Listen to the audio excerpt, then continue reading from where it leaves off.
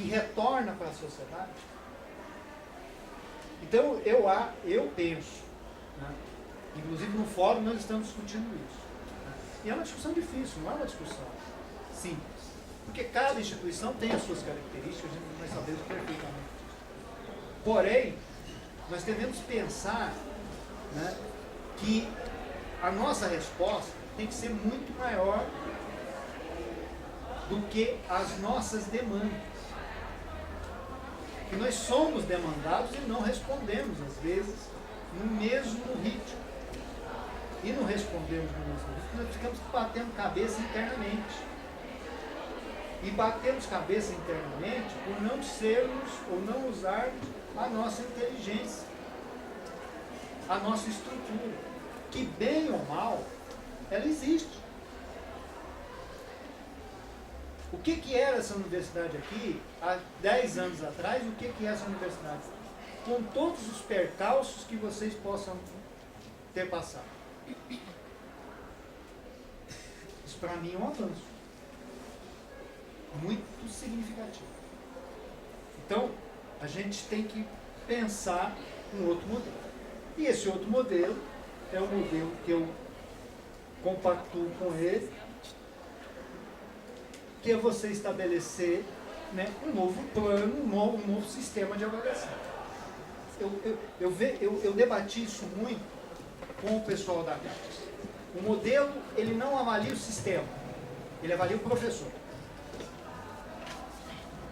Para mim, o grande, até acho, fazendo um processo histórico, estava correto até um determinado ponto. Só que hoje está ineficiente. Ele não, eu tenho que avaliar o trabalho. Eu tenho que avaliar o impacto do trabalho. E eu não posso colocar o tempo do impacto. Não é o tempo do dia da defesa, hoje. Que dia é hoje? 6. Né? 6 de junho. Não é, o professor Carlos Henrique defendeu o doutorado dele, então qual que é o conceito? Tá. Qual que é a repercussão social? Não, isso eu não sei. Acabei de defender? Isso eu não sei. Agora, qual que é o tempo disso? Eu brigava muito, se me permite abrir um parênteses, tem tudo a ver com isso que eu comentei. Eu fui coordenador da Câmara da FAPEMI, das Ciências Humanas, durante quase 6 anos. E eu brigava lá no relatório final. Não, mas como vocês querem cobrar o produto no relatório final?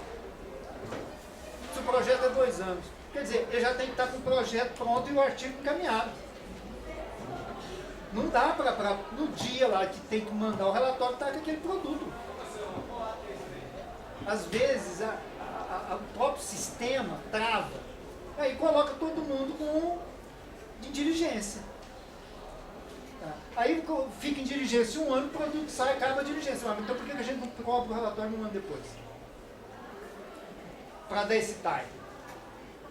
Não pode sem deixar de ter o relatório, sem ter o produto. Então, eu acredito que aqui, foi importante avaliar o professor. Mas agora nós temos que avaliar o conjunto. E avaliar o conjunto implica necessariamente ter professor e aluno. Mas nós temos que mudar a lógica da avaliação. E outra coisa que eu sempre brigava lá, eu tenho um documento que eu já enviava para cá desde 2008, dizendo, esse Qualis é uma esquizofrenia. Tá? Outro dia recuperaram um documento meu lá, que eu falei que eu tinha mandado lá em 2008, abril de 2008, eles recuperaram meu documento. Eu falei, isso é uma esquizofrenia. Você tem um Qualis para cada área, são 49. Aí vocês falam em interdisciplinaridade. Mas a interdisciplinaridade é conjunto, vale produzir para as revistas. A revista que tem que me dizer, se eu publicar um artigo numa revista de geofísica, problema da geofísica. A minha área tem que aceitar o Qualis deles. O que vale é o Qualis deles, não o que a minha área quer atribuir para eles. Isso não é ciência. Isso é reserva de mercado. Não é assim que as coisas acontecem. Veja bem, se um periódico de geofísica avaliou, viu que o meu trabalho tem mérito, mérito. Para ser publicado ali, que ele não saia, ele vai trazer uma contribuição para a área, porque eu só publico aquele que traz contribuição para a área, pelo menos dentro da minha visão cartesiana, as coisas são assim. Por que a minha área tem que dizer, não, seu artigo não vale, a gente não aceita o seu artigo? Isso é esquizofrênico. Aí o que acontece? Está lá, eu acho que foi um avanço, fazer um qualis único por colégio. A das humanidades, eu posso falar tranquilamente que eu sou das humanidades. Ninguém pode me acusar que eu sou engenheiro da área de saúde. Falo para qualquer um das humanidades. Retrógrado. Quer fazer reserva de mercado. Absurdo uma coisa dessa. É claro que tem. Agora deixa a revista falar. Ela tem um conselho de parecerista, tem um conselho de editor. Deixa ela falar. A esquizofrenia chegou tanto. Eu não entendo. Por que tem área de educação? Eu fui diretor da faculdade, fui coordenador do programa de pós-graduação em educação. E criou o ensino. Quase saí andando o dia que aprovaram isso. Falei, não, isso não existe. A própria CAPES é insano trabalhar com 49 áreas. Então eu tenho que começar na estrutura. A gente criou uma estrutura que virou um monstro, um Frankenstein. E quando a gente cria monstro, a gente perde controle.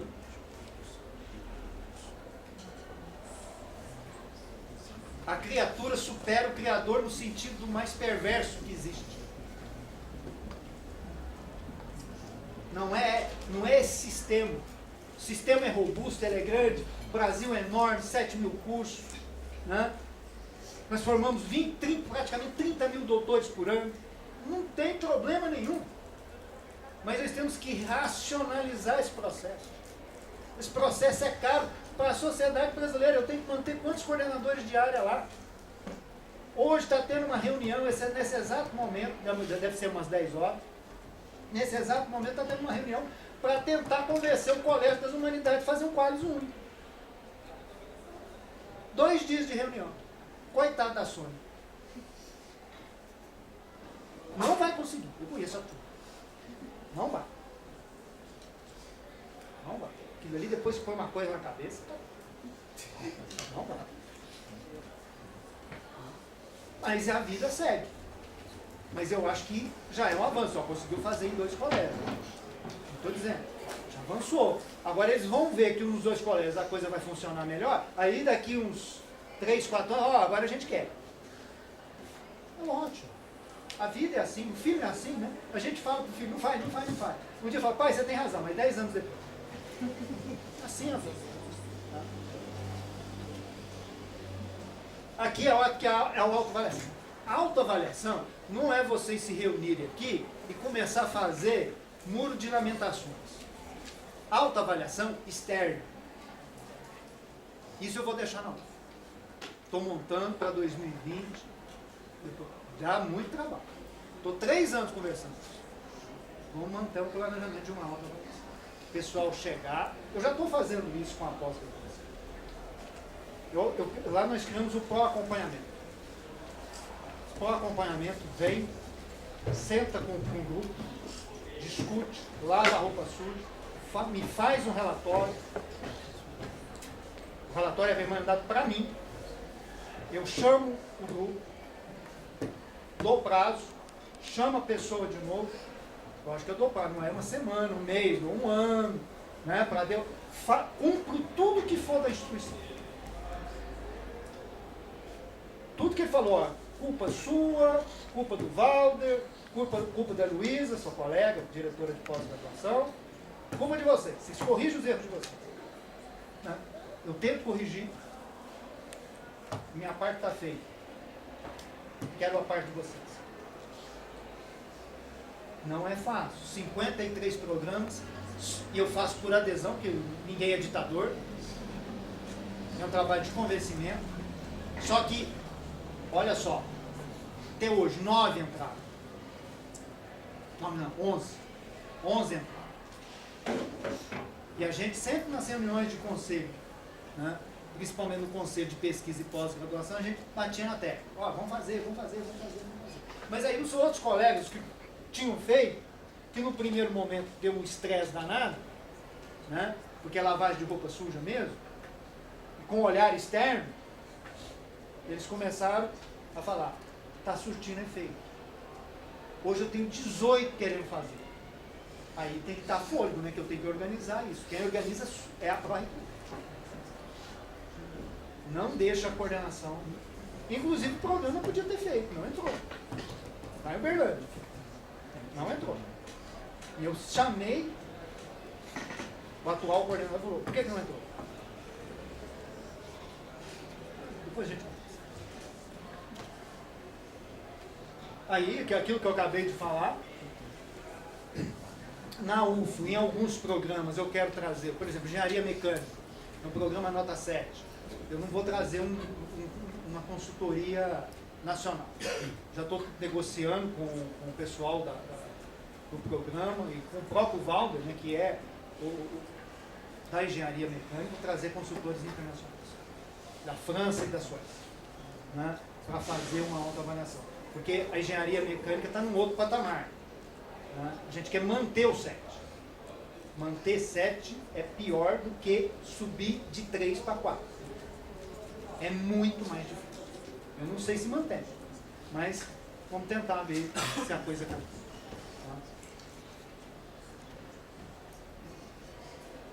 Bom, isso aí eu já falei para vocês. São áreas temáticas, é aquela coisa que eu disse. A gente pensa muito em programa. Vamos pegar lá as 49 áreas da casa. 49 áreas temáticas. Será que aquilo coincide? Será que aquilo tem validade hoje? Será que a gente não pode reunir? Pega a interdisciplinar aí. A interdisciplinar é o BO da CAPES hoje. Tem mais de 400 programas. Tá? Ela foi pensada num momento em que alguns temas não se enquadravam em nenhuma áreas. Mas tudo que nas outras áreas não queriam, jogaram na interdisciplinar. Olha a analogia que eu fiz com vocês, a imagem do Criador, né, ser superado pela criatura da forma mais perversa possível. Olha que perversidade. Hoje estão pensando em extinguir a interdisciplinar. Acabar com ela, mas agora não dá para acabar com 400, né?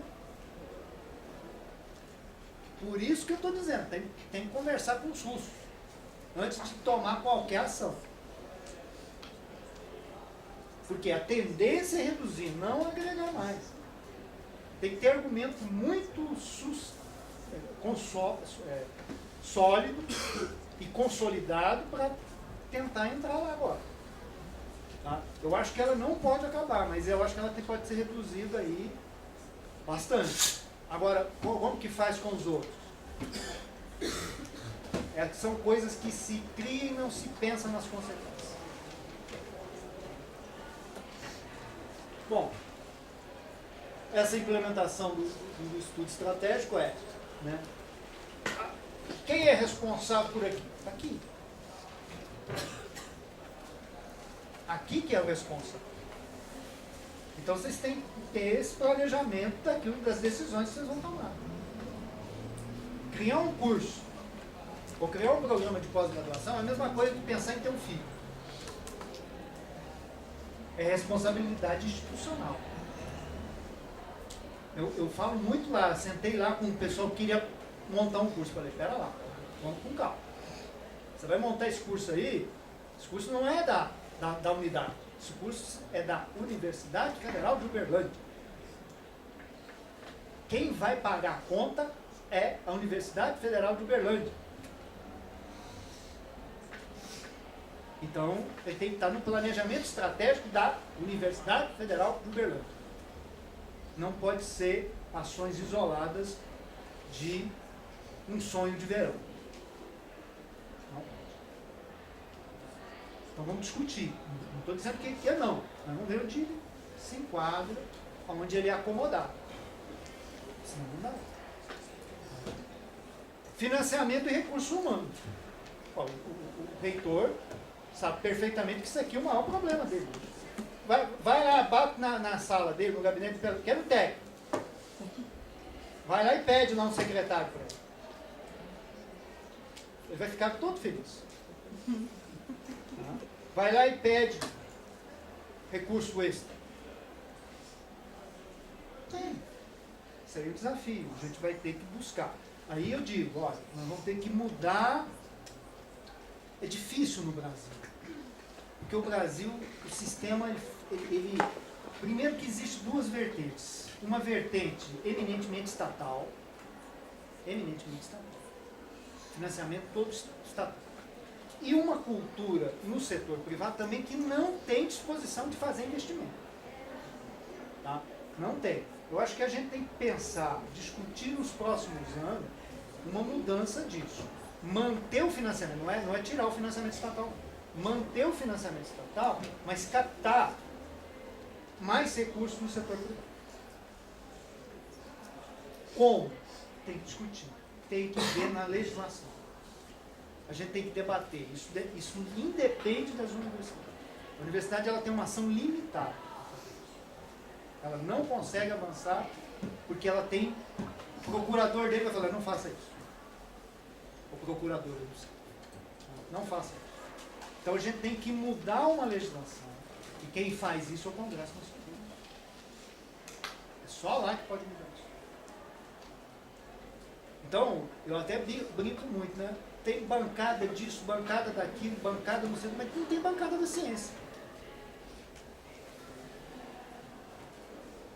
Não tem. Tem convertidos pela ciência. É outra coisa. Às vezes eu falo, né? Um dia o Valdo pediu para mim representá-lo. Você não faz isso não, senão eu falei, não vou não. Aí o Valdo falou, por que você não vai? Eu não vou lá representar para convertido. Vou jogar dinheiro fora, para passagem, diário, não vou não. Por que já, quem vai estar lá não precisa ouvir. Por que eu vou lá? Ele falou, sabe que você tem razão? Eu vou lá, então. Agora, se é político, eu entendo que tem a parte política, tudo bem. Né? A gente vai.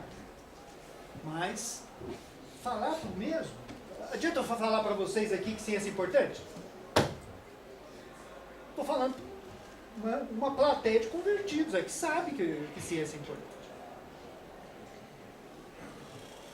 Não vou precisar convencer vocês. Agora eu tenho que convencer uma parte da sociedade que não tem essa consciência ainda. Que acha que ciência é caro, que é de maluco. Tem a imagem de professor Pardal. Ciência não é assim. Tá. E ter uma estratégia melhor de comunicação. Nossa comunicação é péssima, é ruim, é horrorosa.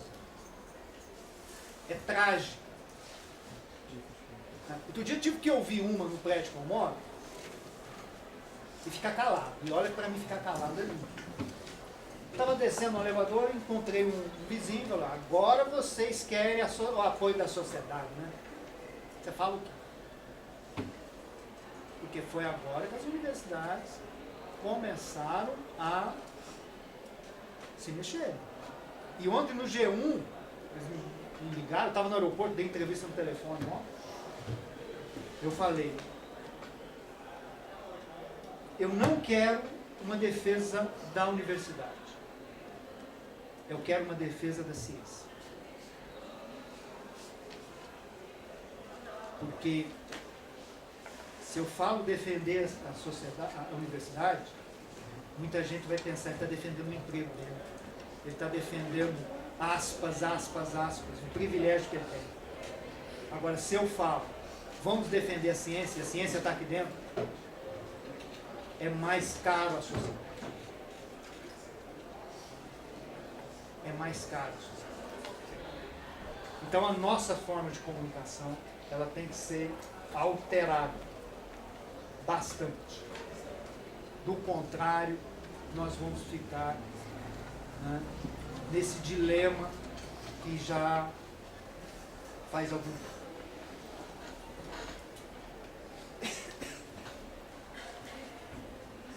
Aí é o planejamento. O planejamento tem que ser discutido com a comunidade. Eu discuto planejamento estratégico com a comunidade. A comunidade ela tem que... Não é o pró-reitor, não é o reitor, não é a diretora. A diretora, o reitor, pró-reitor e diretora apresentam o plano.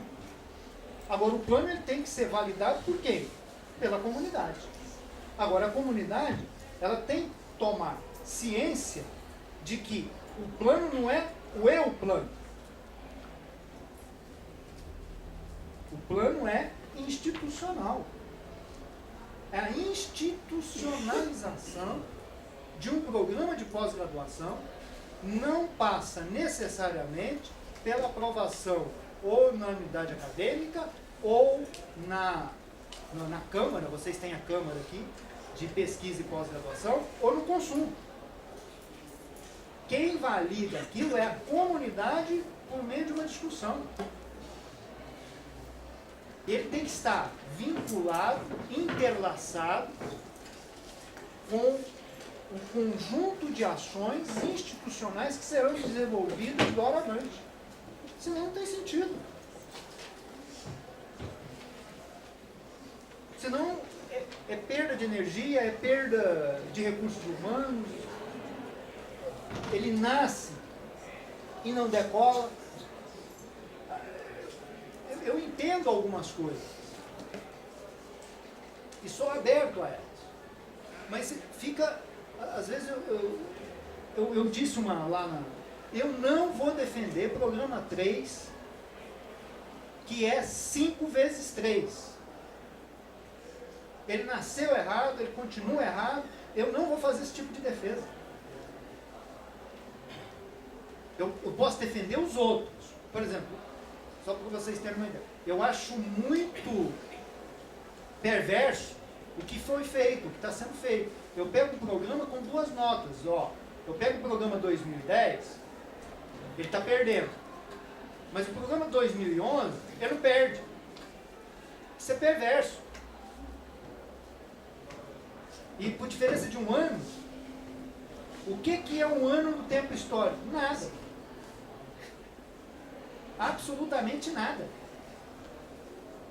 Agora, um programa que é 5 vezes 3, aí eu não tenho argumento. Né?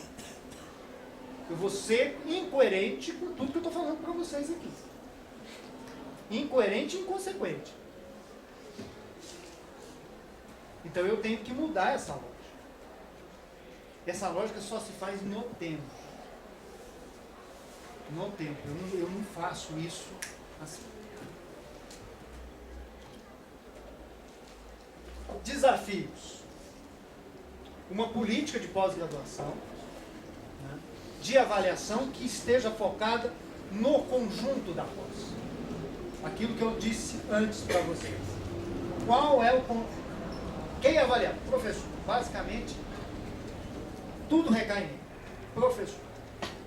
Eu fui anos das comissões lá. Era professor, era número. Atende, não atende. O Carlos Henrique, a produção está concentrada nele. Aí o pessoal me contava, né, que eu tinha que sair na hora que eles iam discutir o meu programa. A produção está concentrada nele. Ou está concentrada no outro colega. Isso é ruim. Por quê? Porque o outro colega não tem produção. Então não dá a média. Quer dizer, eu acho que essa fase ela teve seu mérito no ponto do processo. Hoje, para mim, está superado. Eu tenho que mudar isso, tem que ter uma outra política. Eu tenho que usar as medidas internacionais. Se eu estou fazendo um projeto de internacionalização, eu sei que alguns aí vão me chamar, olha, está defendendo o imperialismo. Vou ouvir mais uma vez. Não tem problema nenhum. Mas tem que ter um parâmetro. Não estou dizendo que você tem que ter o mesmo parâmetro dele, mas você tem que criar, né, um balizamento. Senão a gente não vai internacionalizar. Eu tenho que ter uma métrica. Né?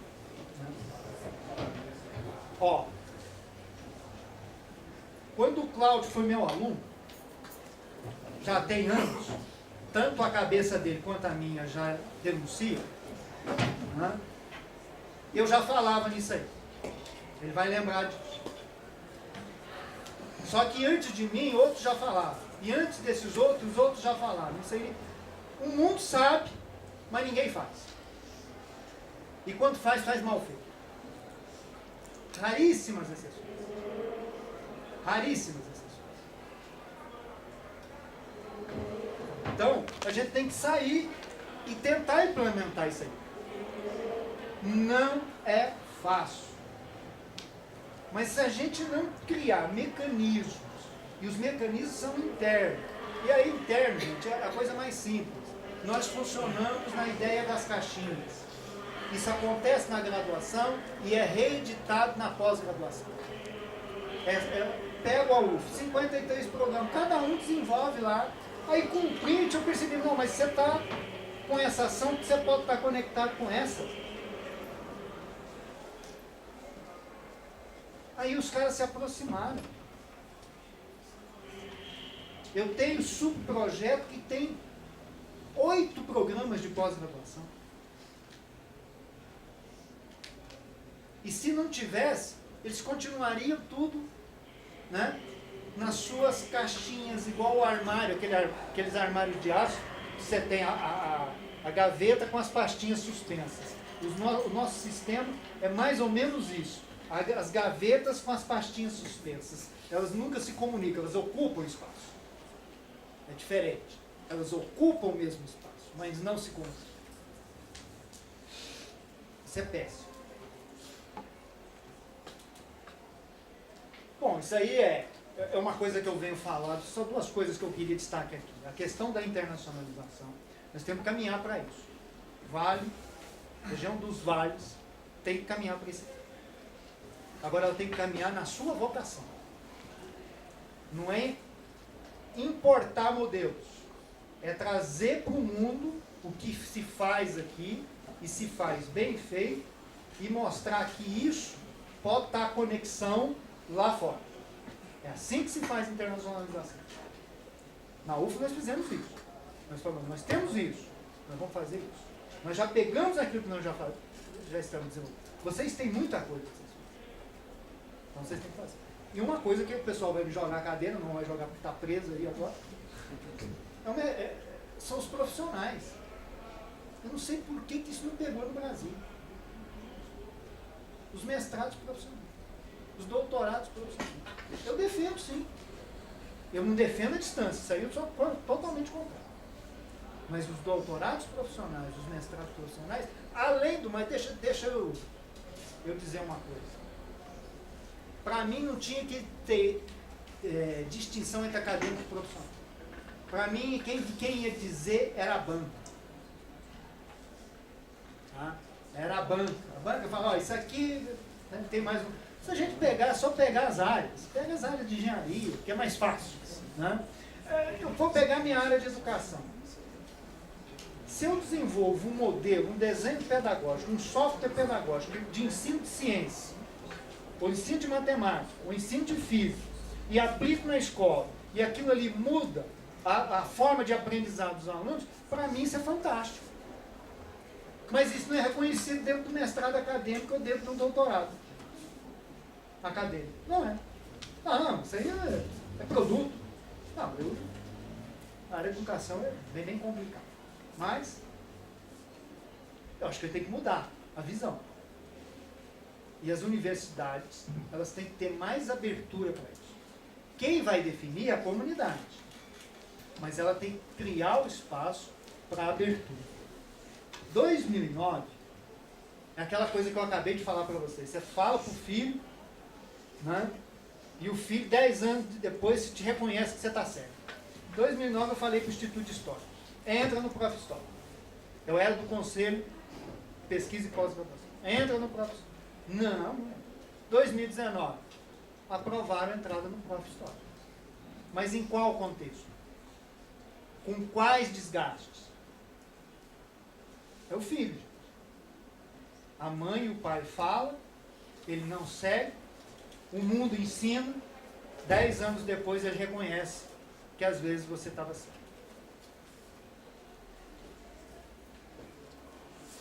Daí já já comentei também, que é o momento de crise, né? É o que eu vou chamar mais à frente de tempos de incerteza, né? E as novas estratégias. Né? Aqui eu vou deixar as perguntas, esse é meu último slide. Né? Qual a função da pós-graduação? Não tem a resposta. Por isso está em interrogação aí. Nem vou tentar responder, vou deixar para vocês no debate. Tá? Qual a função da pós-graduação? Como avaliamos a qualidade do que produzimos?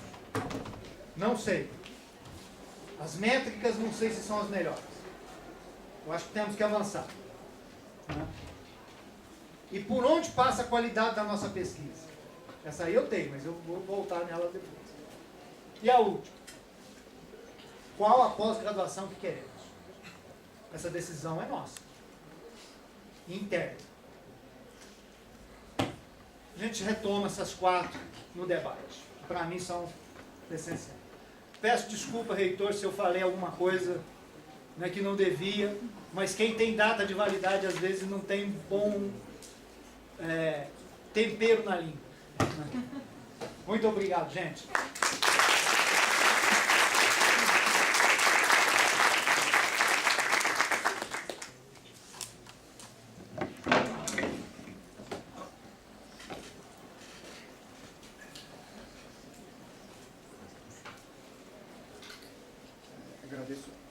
Agradeço ao professor Carlos pela brilhante fala, foi muito importante para a nossa universidade, tudo isso que você falou.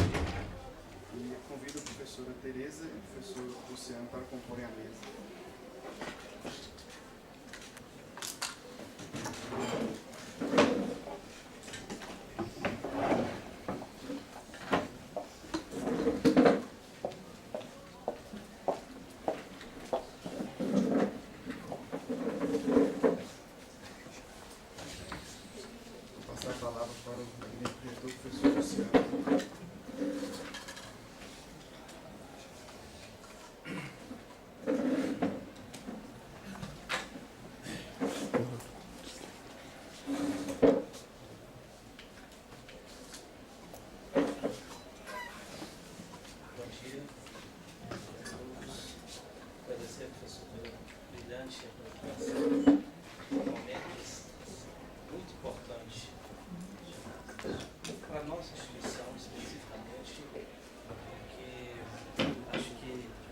Chegamos no momento, não vou nem discutir a seleção externa, eu acho que esse é um problema nacional, mas uma questão interna nossa, e acho que veio, pelo menos para mim, como na posição de reitor, na posição de professor do programa de pós-graduação também, que eu acho que não dá mais para adiar alguns debates, algumas reflexões, e eu quero chamar a atenção, assim, para mim foi muito importante vários pontos. Como o tempo aqui não vai permitir a gente discutir tudo, pelo menos da minha fala, eu queria selecionar alguns e vou falar rapidamente da questão externa, para depois chegar numa esfera mais nossa.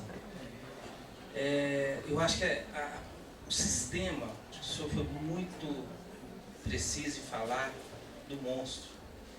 Eu percebo que nós, né, os pesquisadores, que, na verdade quem constrói o que é CAPES? CAPES somos nós. Né? CNPq somos nós. E nós mesmos estamos criando uma situação muito rígida, de extrema burocracia, e que quando o senhor fala do impacto do trabalho, essa questão da avaliação do professor, eu vou falar de um ponto muito particular. Quando eu assumi a reitoria, eu tomei uma decisão que hoje eu vejo que ela foi errada. Porque eu pensei, bom, eu vou concentrar mais na orientação de doutores, mesmo na reitoria, que eu imaginei. Com o doutor ele tem mais liberdade para poder. Eu optei e finalizei as minhas orientações de mestrado e peguei 5 doutores durante o meu período. Só que o tempo do doutorado, ele ou seja, os 4 anos meu, praticamente, minha publicação caiu, praticamente. E hoje, provavelmente, a minha chance de sair do programa é muito grande. Ocupando um cargo onde, assim, para muitos pode parecer, você está hierarquicamente subindo, mas eu não entendo assim. Eu acho que ocupar um cargo de reitor, pelo contrário, a posição é de servir mesmo, é o servidor número 1 mesmo, é trabalhar para todo mundo. E aí, quando você pega você mesmo, a sua vida profissional, o seu currículo Lattes, dentro do que foi estabelecido nas regras, é como se você tivesse parado no tempo. E você fica, puxa vida, dando apoio para tanta gente, e a sua avaliação, você como reitor, eu provavelmente, no segundo semestre, assim, vamos ver o que vai acontecer aí, mas eu devo ter que sair do programa. E vou fechar, orientando, vou concluir 4 teses de doutorado, porque um passou para outro professor. Quer dizer, eu não vejo sentido nisso. Quer dizer, a avaliação não está vendo o impacto dessas 4 teses, está vendo a publicação que não teve durante os 4 anos. Então, assim, para mim, fica muito claro qual que é a tendência. Estou dizendo, eu, como reitor, qual a minha motivação de ficar no programa? Qual? Mesmo sabendo de toda a importância no programa de pós-graduação. Então, esse sistema, esse monstro que foi criado, que principalmente as pessoas mais burocráticas vibram com isso, eu acho que isso tem que ser revisto mesmo.